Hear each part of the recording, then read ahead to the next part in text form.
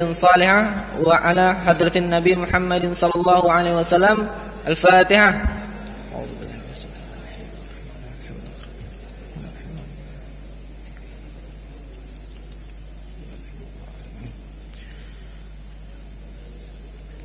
Baiklah para hadirin jamaah salat subuh beserta para pemirsa MAP TV An-Nur, marilah sama-sama kita dengarkan ceramah agama yang insyaallah akan disampaikan oleh Al-Mukarram Al-Ustadz Ahmad Ghazali As-Segaf LCMA. Pada Ustadz fa'alihi falyatafaddal mazkur.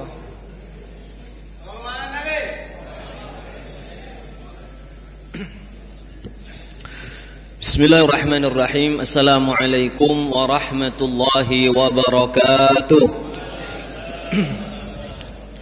Alhamdulillahirabbil alamin. Alhamdulillahilladzi hadana lihadza wa ma kunna linahtadiya laula an hadana Allah. Allahumma fashalli wa sallim wa barik wa karrim wa majjid wa 'azzim ala sayyidina Muhammadin مفتاح باب رحمة الله عدد ما في علم الله صلاة وسلاما دائمين بدوام ملك الله وعلى آله وصحبه ومن والاه. سبحانك اللهم لا علم لنا إلا ما علمتنا إنك أنت العليم الحكيم وتب علينا إنك أنت التواب الرحيم. اللهم أرنا الحق حقا وارزقنا اتباعه وأرنا الباطل باطلا وارزقنا اجتنابه ولا تجعله علينا مشتبها فنتبع الهوى. اللهم علمنا ما ينفعنا وانفعنا بما علمتنا وزدنا من لدنك علما. أما بعد.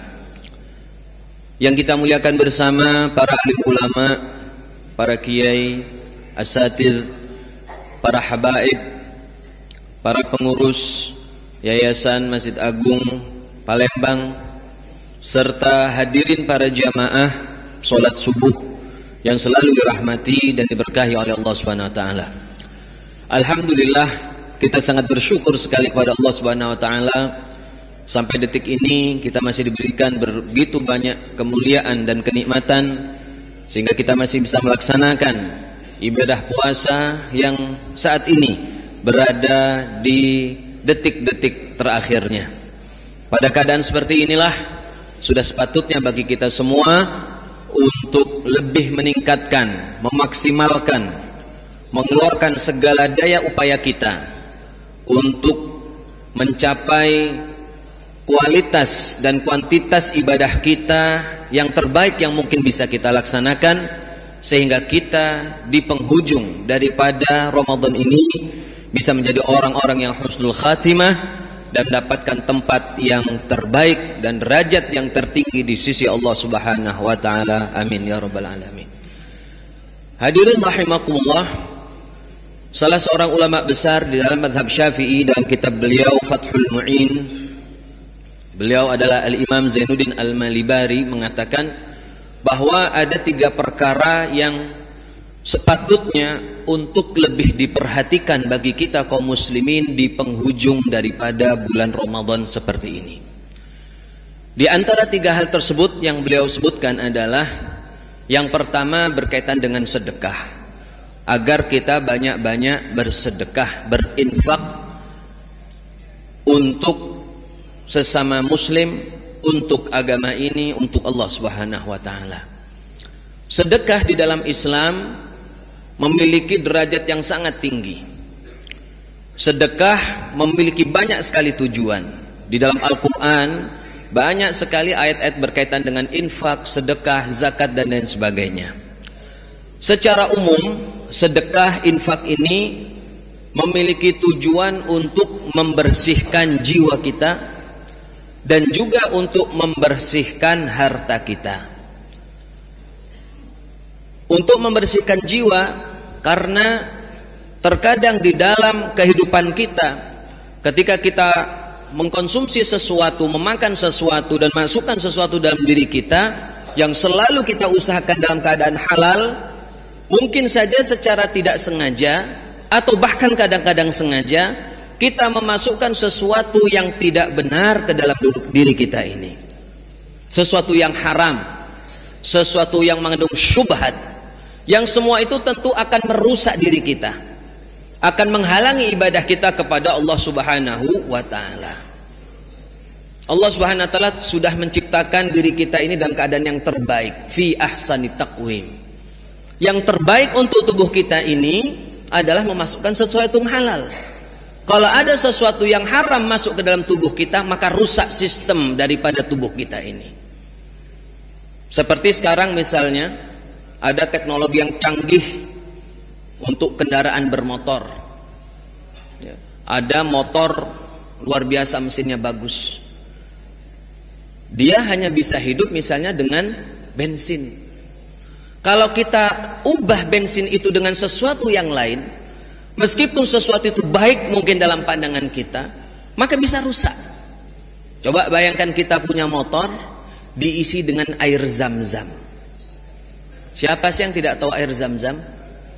Berkah, untuk apa saja bisa. Tapi apa cocok untuk motor? Meskipun kita kasih itu zam-zam, motor akan rusak. Begitulah tubuh kita. Ini harus diisi sesuatu yang halal. Kalau diisi sesuatu yang haram, rusak badan kita. Maka kita perlu membersihkan itu semua. Salah satunya adalah dengan bersedekah, berinfak, dan juga dengan zakat. Zakat ini dikeluarkan khusus untuk orang-orang yang sudah mencapai kekayaan tertentu, dan dikeluarkannya pun dengan cara paksa. Karena sifat zakat ini adalah merupakan sedekah yang wajib. Jadi sedekah itu ada yang sunnah, ada yang wajib. Yang sunnah ya kita dianjurkan untuk mengeluarkannya, untuk membersihkannya terus setiap saat. Semakin banyak semakin bagus. Tetapi zakat adalah sedekah yang dipaksakan oleh Allah Subhanahu wa ta'ala agar diri kita, harta kita ini menjadi bersih. Kadang-kadang ada orang yang males untuk sedekah, susah sedekah. Maka harus ada daya tekan, daya paksa dari syariat agar benar-benar diri kita ini menjadi diri yang bersih. Begitu juga sedekah, infak, zakat tujuannya adalah untuk membersihkan harta kita. Seperti halnya dalam jiwa kita yang kemungkinan kemasukan sesuatu yang haram, maka dalam harta kita pun yang memang sudah kita usahakan kita jadi dalam keadaan yang halal, kadang-kadang masuk sesuatu yang syubhat, kadang-kadang masuk sesuatu yang haram. Bahkan kadang-kadang di antara kita ada yang sengaja memang tahu bahwa cara ini adalah haram, tidak boleh oleh syariat, tetapi tetap saja dilakukan, lalu dia ambil keuntungan harta di situ, akhirnya bercampurlah sesuatu yang halal dengan sesuatu yang haram, maka rusaklah harta kita. Maka oleh karena itu harus kita bersihkan, harus kita buang yang haram-haram seperti itu. Bagaimana caranya? Itulah melalui sedekah, infak dan zakat. Nah, hadirin rahimakumullah, kaum muslimin di Indonesia ini dan juga di berbagai tempat yang lain memiliki sebuah kebiasaan jika telah datang akhir Ramadan ini untuk membayarkan zakat malnya. Kalau zakat fitrah jelas, zakat fitrah ini merupakan salah satu zakat, jenis zakat. Kalau zakat mal adalah zakat harta. Kalau zakat fitrah disebut para ulama dengan zakatul badan, zakat untuk tubuh kita. Jadi tubuh kita ini harus dizakati. Harta dizakati supaya hartanya bersih juga. Badan kita perlu kita zakati supaya untuk menyempurnakan ibadah puasa kita. Sebagian ulama mengatakan zakat fitrah di dalam bulan Ramadan seperti sujud sahwi di dalam sholat. Kalau ada seorang ada kesalahan-kesalahan sedikit, kekurangan-kekurangan sedikit di dalam sholat, disempurnakan dengan sujud sahwi. Begitu pula zakat fitrah di dalam puasa Ramadan. Oleh karena itulah, karena zakat fitrah ini merupakan zakat badan, maka tidak dilihat sama sekali jumlah harta yang dimiliki oleh seseorang. Sehingga siapapun kaum muslimin yang memiliki sisa harta dari yang dia butuhkan selama 24 jam ketika hari lebaran, maka dia wajib untuk mengeluarkan zakat fitrah. Ada orang misalnya punya uang 500.000, kebutuhan 24 jam keluarganya untuk makan, minum dan lain sebagainya 300.000, maka sisa berapa? 200. Wajib orang ini mengeluarkan zakat fitrah. Padahal nilainya kecil, 200.000. Orang ini secara status ekonomi disebut dengan orang yang miskin, bahkan fakir. Dia wajib dan berhak untuk menerima zakat, baik zakat mal maupun zakat fitrah. Tetapi dalam sisi yang lain, dia berkewajiban pula untuk mengeluarkan zakat fitrah. Nah, adapun zakat mal, barulah itu yang berkaitan dengan harta. Yang mengeluarkannya hanya orang-orang yang kaya dalam bahasa kita.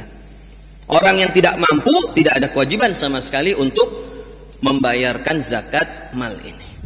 Nah, hadirin rahimakumullah, pembahasan zakat fitrah mungkin sudah banyak dibahas oleh para kiai-kiai, asatidz, para habaib kita di tempat ini. Maka pada hari ini insyaallah kita akan membahas sedikit tentang zakat mal dan bagaimana sih kita menghitungnya. Di antara kita sangat, saya yakini sudah pernah belajar ini, sudah mengetahui dengan baik. Tetapi ilmu tentang zakat ini memang biasanya hanya dibahas ketika Ramadan. Jarang di majelis-majelis sepanjang tahun dibahas tentang zakat, jarang. Karena memang momennya belum ketemu.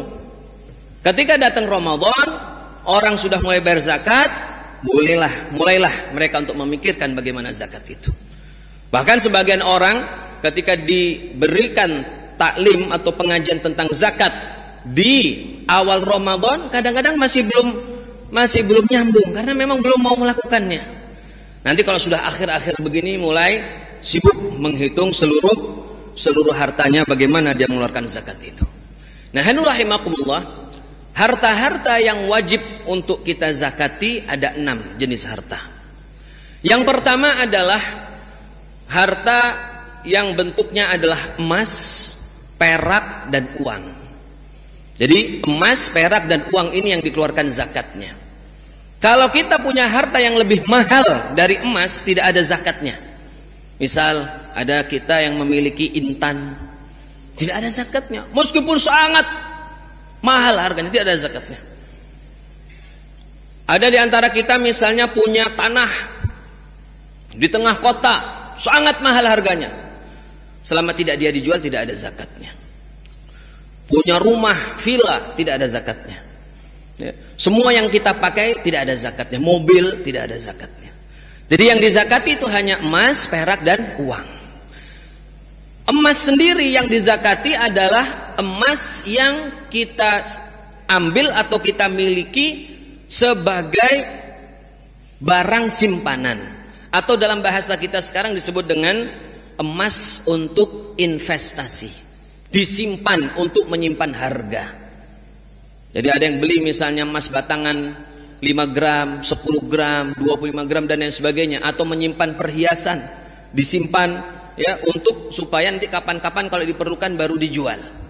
Nah, emas yang seperti inilah yang dikeluarkan atau dihitung zakatnya. Adapun emas yang dipakai maka tidak ada zakatnya.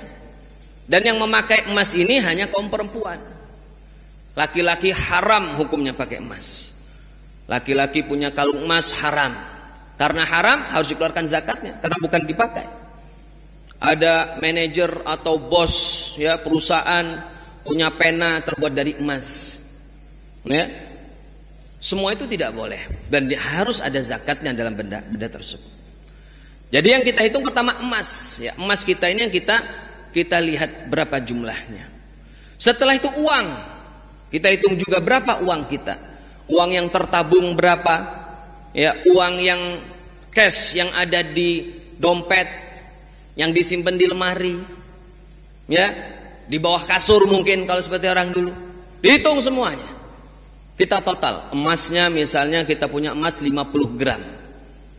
Ya, emas yang disimpan bukan emas perhiasan, 50 gram. Kita nilai dengan harga emas yang sekarang berlaku di pasar. Kita lihat di pasar berapa harga emas. Katakanlah harga emas 600.000 misal. Ya, maka kita kali 50 gram dikali 600.000 sama dengan berapa? 30 juta. Berarti emas kita nilainya 30 juta. Tabungan kita lihat, kita punya berapa tabungan? Ada 1, kita tulis isinya berapa. isinya misalnya 40 juta.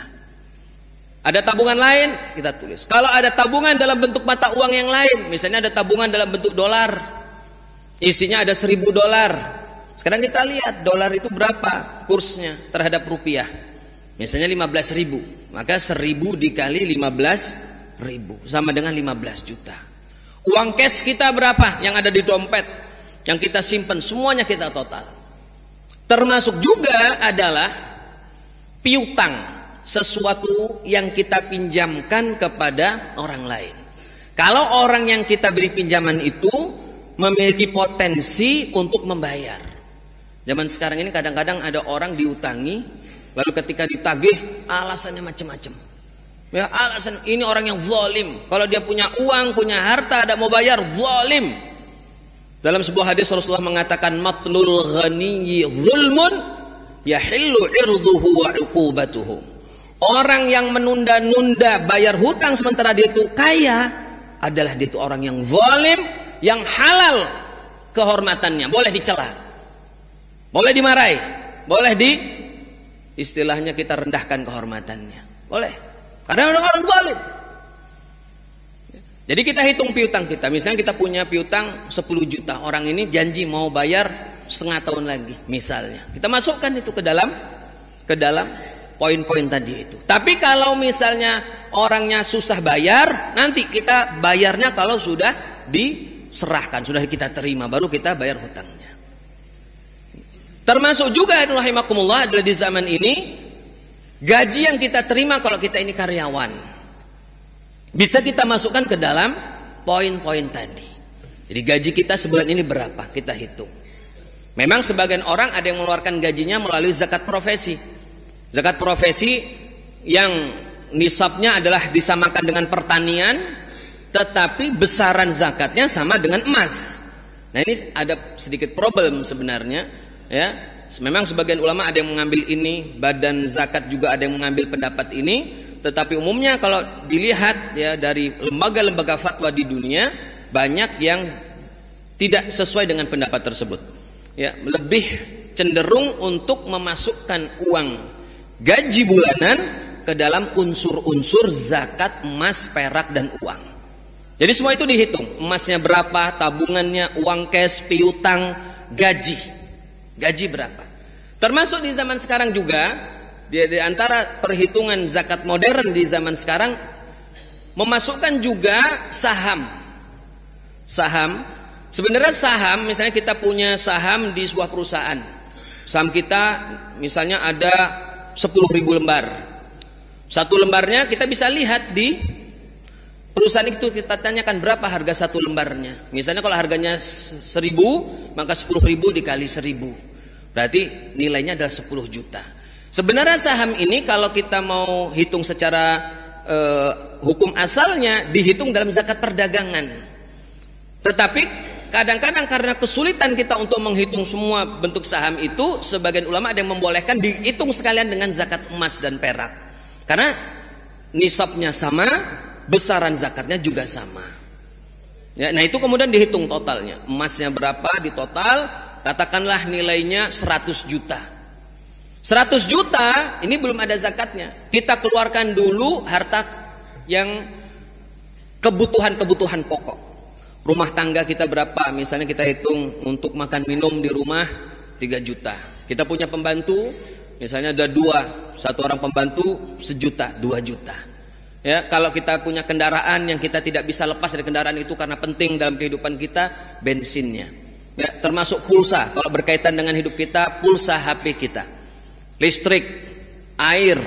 Kalau rumahnya kontrakan bulan itu di total semua, maka itulah kebutuhan pokok bulanan. Katakanlah kebutuhan pokok bulanan itu ada 10 juta. Maka aset kita tadi yang 100, kita kurangi 10 juta. Nilainya adalah 90. 90 ini berarti uang yang tidak terpakai dari harta kita. Uang yang kita simpan. Uang yang memang tidak kita butuhkan. Memang tapi kita simpan. Dari uang seperti inilah zakat itu dikeluarkan. Dari uang seperti inilah zakat itu keluarkan. Jadi uang kalau tidak mencapai nilai yang besar yang masih kita perlukan tidak ada zakatnya. Lalu 90 juta ini kita lihat apakah ada zakatnya. Zakat memiliki batas minimum yang disebut dengan nisab. Nisab untuk emas adalah ada perbedaan pandangan. Kalau dalam hadis disebutnya adalah 20 dinar. Ya, atau 20 mithqal. Nah, 20 dinar inilah yang terjadi perbedaan berapa nilainya. Ada yang mengatakan 84 gram emas, ada yang 85, ada yang 96, ada yang 94 dan lain sebagainya. Kalau kita ambil pendapat yang paling rendah 84 gram emas misalnya, maka 84 gram emas ini kita nilai dalam kurs rupiah. Berapa emas hari ini? Katakanlah tadi 600.000, maka 84 gram kita kali 600.000. Berapa nilainya? Kira-kira 50 juta lebih sedikit. Nah, 50 juta lebih sedikit inilah, 50 juta inilah merupakan batas minimum zakat. Orang yang memiliki harta yang tidak terpakai lebih dari 50 juta, itulah yang terkena zakat. Seperti dalam perhitungan tadi, ada 90 juta, maka dia kena zakat. Tapi kalau kita punya tabungan, bersih tabungannya, sudah kita kurangi dengan semua kebutuhan, tapi tabungan kita hanya 30 juta atau 40 juta atau bahkan 45 juta, tidak ada zakatnya. Padahal kan bagi kita mungkin sekarang ini ada orang punya tabungan 40 juta itu udah cukup tenang hidupnya. Ya, 40 juta bersih, kebutuhan sudah dikurangi semua. Ya, kebutuhan pokok sudah dikurangi semua. Nilainya berapa? 40 juta. Belum ada zakatnya. Belum ada zakatnya. Karena zakat itu hanya dikeluarkan kalau sudah mencapai batas minimum yang namanya nisab. Sementara nisab yang paling rendah menurut para ulama tadi 84 gram emas itu adalah cuma 50 juta. 50 juta 400. Jadi di bawah itu tidak ada zakat. Nah, seseorang yang punya 50 juta ke atas, barulah dia wajib zakat. Hartanya sudah wajib zakat. Tetapi belum dikeluarkan pada hari itu juga. Ada satu syarat lagi untuk mengeluarkan zakat, yaitu harus mencapai haul. Haul itu artinya adalah kita memiliki sisa harta di atas nisab. Dalam bahasa lain, kita punya uang di atas 50 juta terus selama 1 tahun penuh. Selama 354 hari di tabungan kita, di simpanan kita ada uang 50 juta, baru kena zakat. Tapi kalau uang kita suatu saat nanti turun dari 50 juta, misal uang kita ada 70, berapa bulan begitu 70 naik jadi 75, kadang turun jadi 65, naik lagi jadi 70, turun lagi, naik turun. Suatu saat dia turun drastis menjadi 40 juta. Maka haul yang sudah berjalan batal semuanya. Nanti ketika uang ini kembali mencapai di atas 50 juta, baru dihitung kembali haulnya. Kapan kembali? Misalnya 2 bulan kemudian, duit yang 40 juta itu bertambah lagi jadi 55 juta. Baru hari itu kita menghitung haul dari hari pertama lagi. Tunggu 1 tahun setelahnya, baru dikeluarkan zakat. Nah inilah, di sini bisa dilihat bahwa hadirin rahimakumullah, zakat itu sama sekali tidak memberatkan. Zakat itu hanya diambil dari sisa uang kita yang tidak terpakai. Setelah kebutuhan kita semuanya selesai, ada sisa harta di atas nisab kira-kira 50 juta. Banyak ini termasuk. Maka dikeluarkan zakatnya. Kalau itu pun sudah 1 tahun. Misalnya hari ini tanggal 28 Ramadan, kita menghitung uang kita tadi, uang bersih kita 90 juta. Hari ini sudah wajib zakat. Maka nanti kita lihat sepanjang tahun ini, uang kita kalau terus di atas 50 juta, maka pada tanggal 27 Ramadan tahun depan, kita lihat uang kita apakah masih di atas nisab. Ternyata masih. Ketika itulah baru kita keluarkan zakatnya. Berapa tanggal 27 Ramadan? Misalnya 27 Ramadan nanti uang kita menjadi 100 juta. Ya 100 juta, maka kita keluarkan 2,5%. Ya 2,5% dari 100 juta adalah 2,5 juta. Itulah yang kita bayarkan untuk zakat. Jadi dari 100 juta hanya 2,5 juta. Ya hanya 2,5 juta. Nah inilah kurang lebih tata cara kita menghitung zakat mal. Berikutnya yang kedua, ini zakat ini juga sering terjadi karena mungkin di antara kita banyak melakukan bisnis ini, yaitu perdagangan, dagang. Ya, jadi jenis harta kedua yang dikeluarkan zakatnya adalah dagang. Dagang apa saja terkena wajib zakat, apa saja. Dari barang yang paling mahal, misalnya ada orang jual intan atau jual mobil yang mewah-mewah, sampai yang paling sepele yang dia jual terkena zakat. Misalnya ada tukang bakso, tukang gerobak dorongan bakso, itu ada zakatnya kalau nanti memenuhi syarat. Bahkan kalau ada orang, di zaman sekarang ada orang jual barang rongsokan, barang yang tidak kepakai, dijual, terkena zakat kalau nanti memenuhi syarat. Jadi hadirin rahimakumullah, kalau kita dalam kehidupan ini punya bisnis dagang, sifatnya adalah jual beli, maka kita harus tahu hukum ini. Karena mungkin suatu saat, mungkin sekarang aset kita sedikit, tidak ada zakatnya. Tapi ketika suatu saat nanti aset kita mencapai batas minimum, sudah memenuhi syarat yang lain, wajib kita keluarkan zakatnya. Bagaimana cara menghitung zakat perdagangan? Dalam zakat perdagangan yang kita hitung adalah aset yang kita jual, atau dalam bahasa lain aset yang bergerak, atau aset tidak tetap. Misal saya punya bisnis baju, jual beli baju, atau jual beli makanan, restoran misalnya. Ya, maka ada aset di situ, ada ruko, ada etalase taruh tempat makanan, ada meja, ada kursi, ada sendok, piring dan lain sebagainya. Ada makanan juga. Yang kita hitung dari zakat itu adalah yang kita jual, makanan yang sudah dimasak hari itu, makanan yang sudah jadi siap dijual, makanan yang belum jadi ada di dapur, makanan yang dalam bahan mentah yang masih ada di gudang. Semuanya kita total, itulah aset kita. Plus ditambah keuntungan kita. Untung hari ini, untung 1 bulan ini, dan yang kita tabung semuanya kita jumlah, itulah aset yang kita hitung. Yang tidak termasuk zakat apa? Gedung, meskipun harganya ratusan juta atau bahkan miliaran, tidak ada nilai zakatnya. Kita punya mobil untuk mengantar makanan, tidak ada zakatnya. Kenapa? Karena tidak dijual. Meja, kursi, etalase, sudah ada zakatnya, nggak usah dihitung. Yang dihitung yang mau kita jual. Nah, nilai aset yang mau kita jual itu kita total, seperti kita menghitung dalam harta emas dan perak. Berapa aset kita? Makanan jadi hari ini berapa nilainya? Misalnya 10 juta. Makanan yang di gudang, berasnya berapa ton, daging yang disimpan berapa nilainya, dihitung semua. Misalnya nilainya 100 juta. Kita kurangi dengan kebutuhan pokok, gaji karyawan. Kita punya karyawan berapa? Gaji bulanannya berapa? Kalau rukonya masih disewa, sewa rukonya berapa? Bayar listriknya berapa? Airnya berapa? Ya, semua kebutuhan kita total, itulah pengurang daripada aset kita. Setelah aset kita dikurangi, maka akan muncul nilai bersih. Misalnya tadi 100 juta, bulanannya berapa? Bulanannya 50 juta. Berarti sebenarnya aset kita itu adalah 50 juta. Maka kita lihat lagi, berapa nisabnya? Nisab dari perdagangan, ini seperti emas tadi, 84 gram. Kita kali 650 juta. Katakanlah, tadi hasil perhitungan, nilai aset kita adalah 50 juta. Pas 50 juta, pas persis.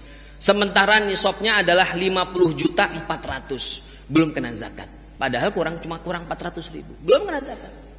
Belum kena zakat.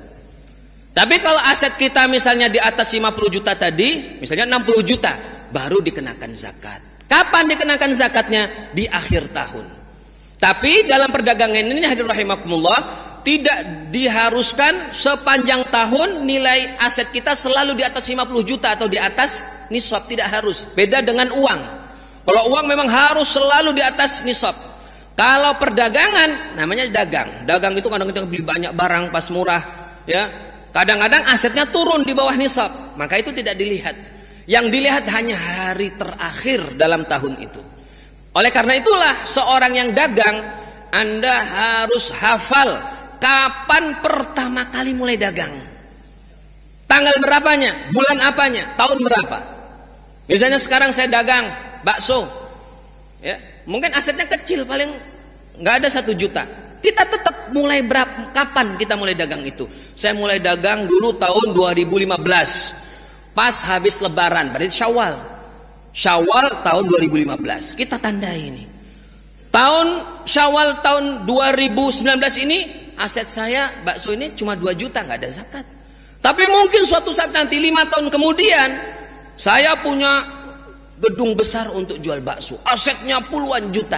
Nah, baru kena dia zakatnya. Kapan dikeluarkannya? Pas bulan Syawal. Persis setiap kali 1 tahun berlalu dari permulaan kita dagang.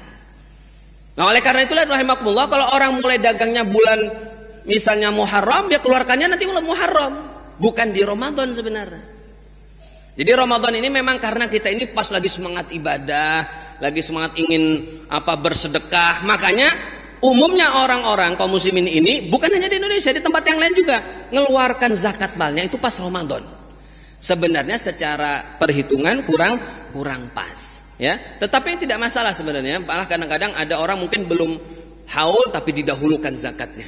Ya, itu tidak masalah. Tetapi kalau kita secara teori, maka zakat itu hanya dikeluarkan per tahun. Nah, itulah zakat perdagangan. Ya, ini 2 zakat inilah yang paling sering kita lakukan. Maka ini tadi saya jelaskan lebih terperinci. Ya, termasuk juga kalau ada orang yang jual beli jasa, ya rental mobil. Maka mobilnya nggak dihitung. Yang dihitung adalah hasilnya. Berapa keuntungannya. Harta ketiga yang dikeluarkan zakatnya adalah peternakan. Peternakan pun hanya kambing, sapi, unta. Kalau kambing, kalau udah mencapai 40 dikenakan zakat. Sapi 30 dikenakan zakat. Onta 5 dikenakan zakat. Selain itu tidak ada zakat. Ada kita misalnya ternak ayam, nilainya 10.000. Jumlahnya 10.000 ekor ayam. Nilainya puluhan juta, tidak ada zakatnya. Tidak ada zakatnya semua itu. Kecuali kalau ayamnya dijual, maka dikenakan zakat penjualan seperti tadi. Tapi kalau ayamnya yang 10.000 itu dimakan sendiri, ya, dibagi-bagi tetangga, nggak ada yang dijual sama sekali, tidak ada zakatnya. Tidak ada zakatnya. Ya. Kemudian yang keempat, pertanian. Pertanian ini macam-macam. Pertama, yang dizakati hanya 2 jenis. Satu, biji-bijian. Biji-bijian di sini adalah makanan pokok di sebuah wilayah. Kalau kita di Indonesia, beras makannya. Maka yang dizakati hanya padi. Singkong tidak ada, karena dimakan ketika paceklik saja, ketika darurat baru dimakan. Jadi singkong, jagung tidak ada zakatnya sama sekali. Meskipun kita punya puluhan hektar, tidak ada zakatnya. Kecuali kalau singkongnya dijual, baru dikenakan zakat penjualan. Tapi kalau singkong 10 hektar dimakan sendiri, nggak ada zakatnya. Nggak ada zakatnya. Ya. Kemudian yang kedua yang dikenakan zakat adalah buah-buahan. Buah-buahan yang dikenakan zakat hanya 2 macam buah. Yang pertama kurma, yang kedua anggur. Selain itu tidak ada zakat. Di Palembang ini banyak orang punya berhektar-hektar duren. Ya, kalau dimakan sendiri nggak ada zakatnya. Tapi kalau durennya dijual, baru dikenakan zakat penjualan. Ya, ada rambutan 1 hektar, tiap hari makan rambutan, nggak ada zakat, nggak ada zakat. Tapi kalau dijual, baru dikenakan zakatnya. Kemudian yang ketiga jenis dari tumbuhan adalah sayur mayur, tidak ada zakatnya. Jangan dikatakan karena di zaman Nabi nggak ada sayur. Di zaman Nabi sudah ada sayur. Timun sudah ada, labu sudah ada, dan beberapa jenis sayur disebutkan dalam beberapa hadis tidak ada zakatnya. Ya, seperti basal, bawang merah, bawang putih itu sudah ada, sudah dipakai untuk masak, tapi tidak ada zakatnya. Ya, kecuali kalau dijual, baru dikenakan zakat penjualan. Kemudian selain itu kayu-kayuan dan pohon yang lama tumbuhnya seperti sawit, karet, tidak ada zakatnya. Kita punya sawit 10 hektar, hasilnya bulanannya puluhan juta. Nggak ada zakatnya kalau sawitnya dimakan sendiri. Tapi kalau sawitnya itu dijual, karetnya dijual, baru dikenakan zakat penjualan. Ya. Yang kelima, pertambangan. Barang tambang yang dikeluarkan zakatnya hanya emas dan perak. Batu bara tidak ada zakatnya. Minyak tidak ada zakatnya. Kalau minyaknya dijual, baru kena zakat. Batu bara dipakai sendiri, nggak ada zakatnya. Ya. Yang terakhir adalah rikaz. Rikaz adalah barang temuan. Barang temuan di sini maksudnya adalah harta karun yang kita temukan dan milik non muslim. Misal kita nemukan peti isinya emas, ada tulisan di situ, ini milik raja siapa misalnya, Majapahit, misalnya milik Patih Gajah Mada, milik Sailendra, tidak ada zakatnya karena milik non muslim. Itu kalau dalam hukum Islam kita keluarkan zakatnya 20%, sisanya untuk kita. Tapi kalau misalnya peraturan negara kita barang-barang seperti itu milik pemerintah, maka kita serahkan ke pemerintah. Ya. Tapi kalau kita menemukan peti isinya milik Sultan Badruddin II, orang Islam, maka peti itu bukan barang temuan, bukan harta karun, tapi barang temuan biasa. Seperti kita nemu dompet. Kalau kita nemu dompet, nggak bisa nemu dompet isinya 1 juta. Kita keluarkan zakat 2,5%, sisanya kita makan. Salah, itu haram. Ya, seperti tadi barang temuan 1 kotak besar, kita serahkan kepada keluarga Sultan Badruddin. Karena beliau sudah meninggal, keluarganya masih ada, maka itu akan menjadi harta waris keluarganya. Nah, kalau kita menemukan barang-barang seperti itu, misalnya dompet, ya, ini karena ada kesalahan juga, ada orang seperti saya katakan tadi, keluarkan sedikit, sisanya dimakan. Kalau kita menemukan barang temuan, rahimakumullah, wajib kita umumkan 1 tahun. Ya, di tempat kita menemukan barang itu. Jangan kita menemukan depan Masjid Agung, tapi pengumumannya Pasar 16, ya nggak ada yang tahu. Harus taruhnya di sini di mana kita menemukan selama 1 tahun. Setelah 1 tahun, kalau misalnya HP katanya ditemukan, HP-nya ini tidak ada yang ngaku, nggak ketemu pemiliknya, maka kita punya hak pakai, bukan hak milik. Sekali lagi, bukan hak milik, tetap ini milik si pemiliknya. Tapi setelah 1 tahun kita punya hak untuk memakainya. Yang namanya hak pakai, kalau rusak, lalu pemiliknya datang, ganti. Harus ganti. Kalau duit misalnya, kita nemu 1 juta, sudah diumumkan setahun, nggak ada yang datang. Kita pakai duitnya 1 juta, ternyata 2 bulan kemudian datang pemiliknya, dia bisa memberikan bukti 1 jutanya harus kita kembalikan. Karena itu hak pakai, bukan hak memiliki. Ya. Nah, kalau kita nggak mampu itu, jangan diambil dompetnya. Jangan diambil, karena tanggung jawabnya besar. Ya, tanggung jawabnya itu besar. Harus diumumkan setahun. Harus setahun. Kalau sebulan nggak cukup. Nah, inilah tentang barang temuan. Nah, hadirin rahimakumullah, demikianlah. Ya, ini secara singkat memang karena waktunya sedikit ya untuk pembahasan bagaimana kita menghitung zakat. Sekali lagi mungkin banyak sekali di antara bapak-bapak yang sudah pernah mengeluarkan zakat, sudah tahu bagaimana menghitungnya, dan mungkin di antara juga bapak-bapak di sini yang belum sampai syarat-syarat tadi. Paling tidak ini adalah ilmu yang mungkin saja mungkin suatu saat kita akan mencapai syarat-syarat dan memenuhi syarat-syarat itu sehingga kita wajib memberikan zakat kita. Semoga Allah Subhanahu wa taala melancarkan rezeki kita semua, memberikan keberkahan di dalamnya dan memberikan kelapangan bagi diri kita, keluarga kita dan seluruh kaum muslimin. Dan semoga di akhir Ramadan ini kita bisa menjadi orang-orang yang selalu bertakwa, melaksanakan setiap waktu untuk beribadah kepada Allah Subhanahu wa taala. Bismillahirrahmanirrahim. Alhamdulillahirabbil alamin. Allahumma shalli wa sallim wa barik ala sayyidina Muhammadin wa ala alihi washabihi ajmain. Allahumma inna nas'aluka ridhakal jannah wa na'udzubika min sakhatikal nar. Allahumma innaka 'afuwun karim tuhibbul 'afwa fa'fu 'anna. Allahumma ij'alna hadha jam'an marhuma wa tafarraqna min ba'di tafarruqan ma'suma la taj'al fina shakiran wa la mahruma.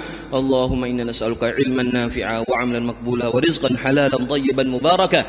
Allahumma barik lana fi syahri Ramadan. Allahumma barik lana fi syahri Ramadan wa 'inna 'ala as-siyam wal qiyam wa القرآن يا أرحم الراحمين وأكرمنا بليلة القدر يا ذا الجلال والإكرام ربنا آتنا من لدنك رحمة وهيئ لنا من أمرنا رشدا يا حي يا قيوم برحمتك نستغيث من عذابك نستجير أصلح لنا شؤوننا كلها ولا تكلنا إلى أنفسنا ولا إلى أحد من خلقك طرفة عين ربنا آتنا في الدنيا حسنة وفي الآخرة حسنة وقنا عذاب النار وصلى الله على سيدنا محمد النبي الأمي وعلى آله وصحبه أجمعين والحمد لله رب العالمين والسلام عليكم ورحمة الله وبركاته.